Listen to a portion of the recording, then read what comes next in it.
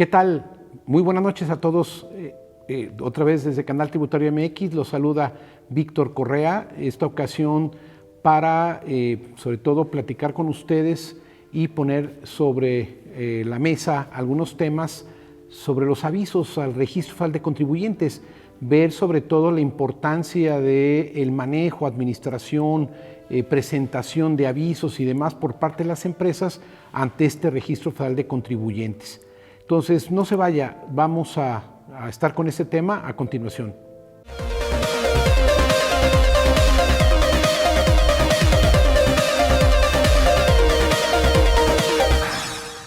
Gracias por estar con nosotros. Pues ahora el tema que vamos a abordar es el de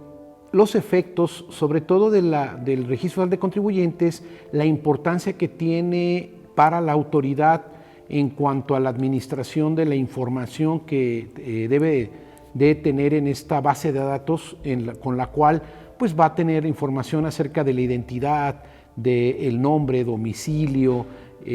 sobre todo los aspectos generales, datos de contacto que se tiene sobre un contribuyente. Entonces, los aspectos más generales pues están previstos precisamente en el artículo 27 del Código Fiscal de la Federación y en algunas disposiciones reglamentarias como el artículo 26, 28, 30 del reglamento del Código Fiscal de la Federación, que establecen sobre todo los tipos de avisos, la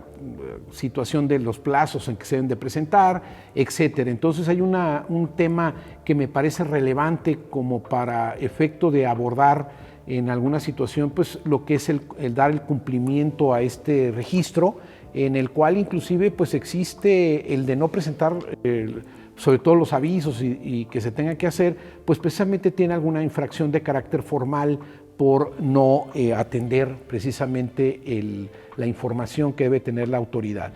Recuerdo en un principio este registro, precisamente vamos a hablar sobre todo en la administración moderna, yo diría que de los años 80 o 90, el registro se manejaba a través de la presentación de avisos del contribuyente a través de las claves de obligación, es decir, se presentaba precisamente en un formato que era un formato que de alguna manera en alguna época fue de libre impresión, en otros era un formato autorizado, de alguna situación era llenar precisamente ese formato y presentarlo en aquel entonces ante las oficinas federales de Hacienda, en los cuales pues tenía la información básica la autoridad fiscal para la presentación de esta información.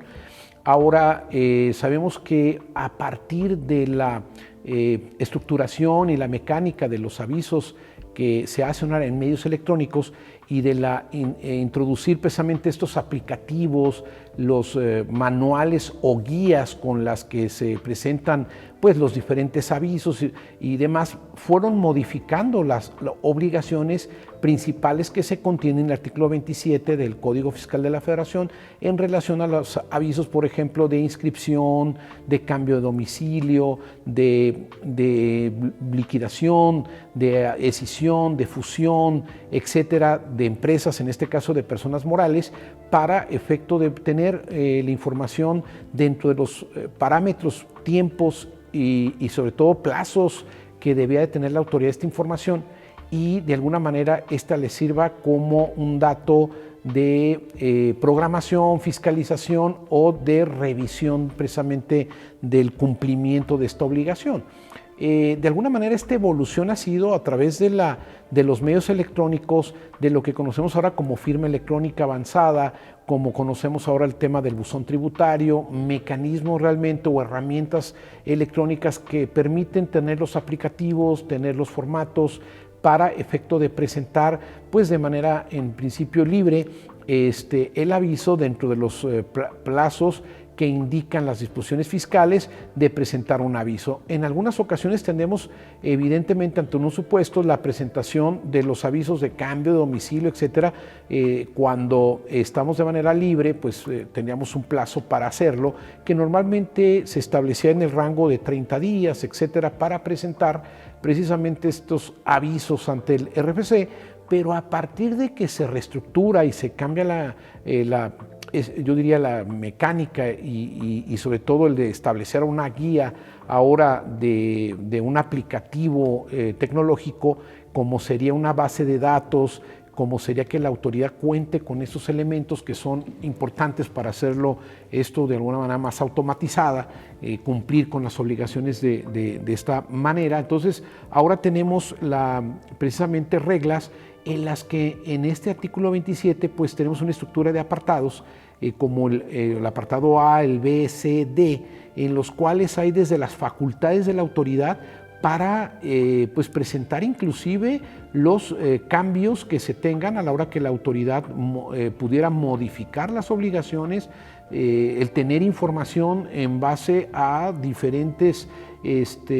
pues listados de información, o que le den empresas del sector financiero, etcétera. Pues va de alguna manera nutriendo la información que tiene la autoridad acerca del conocimiento de datos de identidad, como lo acabamos de decir, pues desde el nombre, domicilio fiscal, RFC, a lo mejor en este caso hasta identificación con lo que denominamos CURP en México. Con esta información que es la base, pues precisamente tenemos pues todo vamos a decir, el ciclo, que es muy importante el tema cuando hablamos del ciclo tributario, de tener la identidad precisamente del contribuyente. Con tales características, evidentemente tenemos que el artículo 27, precisamente en su apartado B, fracción 8, que me quería referir del Código Fiscal de la Federación, el día de hoy referirme a este artículo 27B, fracción 8, precisamente establece la obligación de los contribuyentes cuando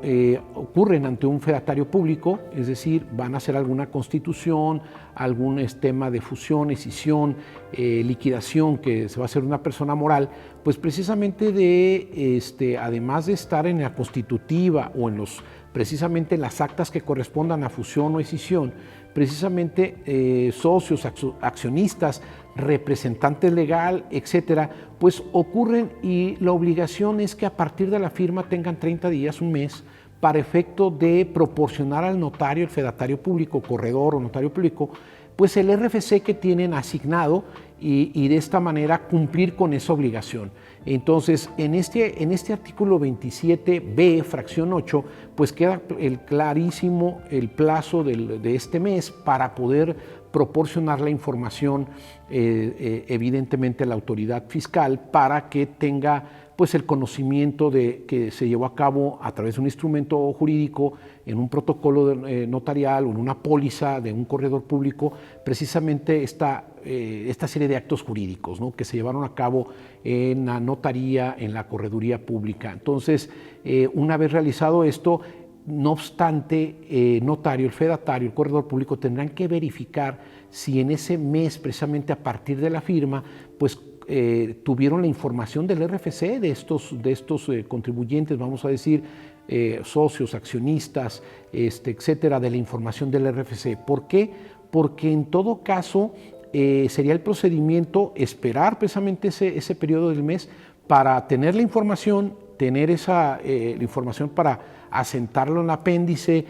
tener la información precisamente determinada, pero también de conformidad a la regla 247 de resolución miscelánea fiscal para 2023, que esta ya está aprobada del pasado 27 de diciembre del 2022 y que entró en vigor precisamente pues ya en 2023, tenemos en esta regla también un procedimiento en la cual, si el fedatario público no recibe precisamente la información por parte del contribuyente,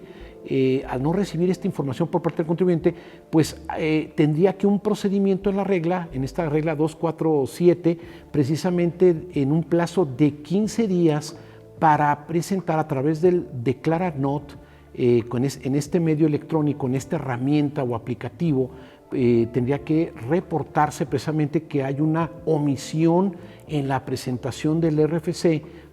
por parte de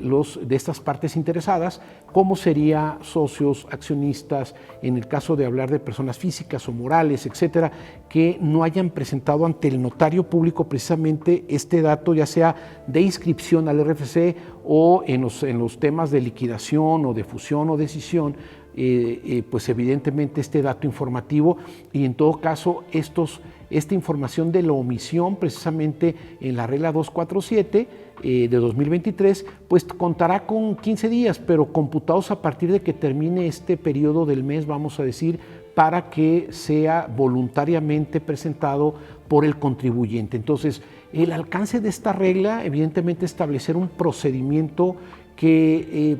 desarrolla los aspectos que vienen contemplados en el artículo 27b, fracción 8, que es ese apartado B del Código Fiscal de la Federación, 28 del reglamento del Código Fiscal de la Federación, para la, en todo caso, espera de tener la información en ese periodo o precisamente de hacer el procedimiento de aviso, que diríamos donde estaría la omisión por parte de los sujetos obligados a presentar su RFC, pues a que lo haga a través de este medio electrónico, esta herramienta, el notario, con los datos precisamente de su e-firma, con datos en qué periodo se está haciendo, qué información, qué folio le va a dar el número de movimiento también que está realizando por la omisión precisamente en la presentación de este aviso. Por eso es importante que se aclare a los contribuyentes la importancia de presentar la información,